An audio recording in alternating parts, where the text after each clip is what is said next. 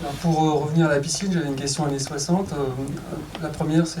Enfin, deux questions. Une petite question pour Mathias, un peu en forme de plaisanterie, parce que Mathias est sur les traces d'Alain Delon. Bon, ça, on n'est pas obligé de répondre. Et la deuxième question, qui est un peu plus personnelle en direction du réalisateur, c'est quelles sont ses influences auprès des grands réalisateurs italiens, justement, des années 60. Question cinéphile.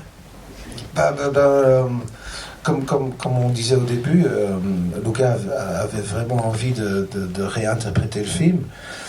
Et bien sûr, je m'étais conscient du fait que voilà, il y a un héritage. Mais en même temps, je n'avais aucunement envie de me comparer ou mesurer à Alain Delon. Alain Delon, c'est Alain Delon, c'est un grand comédien. Et donc, pour avoir la possibilité de travailler en toute liberté, j'avais décidé de ne pas voir le film.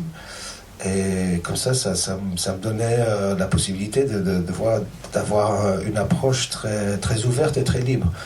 En sachant que, bien sûr, à un certain point, les gens vont relier mon personnage et ma performance à la performance d'Alain Delon.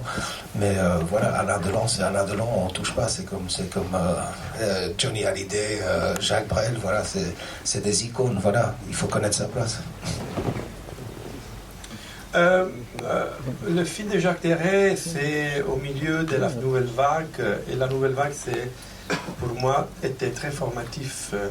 Et la nouvelle vague a regardé toujours deux grands maîtres comme des génératifs pour la génération de la nouvelle vague. C'est Jean Renoir et Roberto Rossellini. Et alors, je crois que la bonne réponse est Roberto Rossellini.